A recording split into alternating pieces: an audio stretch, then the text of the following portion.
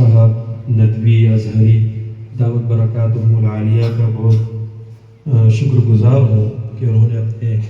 قیمتی نصائح ہم لوگوں کے سامنے شیئر کیے، ہم لوگوں کو بتائے۔ تو عزیز طلبہ، یہ جیسے آپ نے ان سے بھی سنا، مولانا مشکور صاحب سے بھی سنا، یہ جن کے شاگرد ہیں وہ اساتذہ آپ لوگوں کے مابین ابھی بھی موجود ہیں۔ آپ سے درخواست ہے کہ یہ ایسے جوہر ہیں جو تراشتے ہیں لوگوں کو، اور وہ پھر مارکیٹ میں جا کر زبردست ہیرے اور زبردست کوہ نور بنتے ہیں۔ کوئی علی گڑھ یونیورسٹی میں ہے، مولانا عمر صاحب لیبیا، یہ حکیم ضیاء الحسن طبیہ کالج کے پروفیسر ہیں، وہاں سفیان صاحب برکت اللہ یونیورسٹی میں ہیں، اور نہ جانے ایسے کئی جو ان کے تلامذہ ہیں وہ بڑے بڑے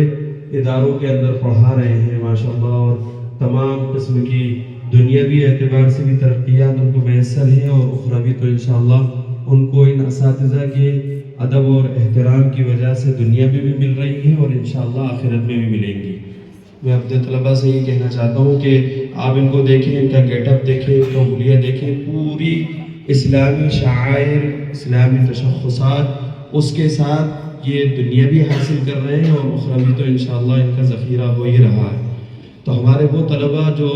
اپنے آپ کو مدرسے میں رہ کر، جیسے مولانا کی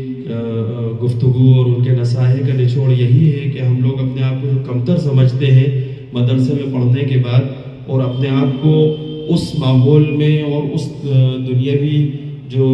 رنگ اور چمک اور دمک ہے اس سے اپنے آپ کو مربوط رکھتے ہیں اور سمجھتے ہیں کہ ترقیات اسی کے اندر ہے، تو وہ اس سے دل برداشتہ نہ ہو، بلکہ وہ ان اپنے یہ لوگ جو آپ کے سامنے ہیں یہ ایک نمونہ ہے، یہ آپ کے سامنے ایک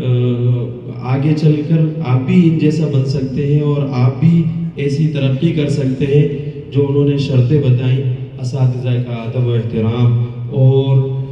مسلسل پہ در پہ آپ اس میں محنت کرنا اور تکلیفوں کو برداشت کرنا، پڑھائی کے زمانے کے اندر بھی اور پھر پڑھائی کے بعد بھی صبر سے کام لیں گے تو انشاءاللہ العزیز آپ بھی انہی جو چمکتے دمکتے اللہ عز و جل ان کی عمروں میں صحت و عافیت کے ساتھ برکت عطا فرمائے۔ ہماری اکابر حضرت مولانا ڈاکٹر شمس الدین صاحب ندوی، حضرت مولانا پروفیسر یوسف یاسین صدیقی ندوی دامت برکاتہم العالیہ، اور ہمارے مفتی نور الہدیٰ صاحب، یہ جو ہے زبردست جوہری ہیں، یہ نکھار رہے ہیں آپ لوگوں کو، ان کی آپ قدر کریں۔ ان لوگوں نے قدر کی، آج اس مقام پر پہنچے ہیں، اور ان کے بلانے کا اور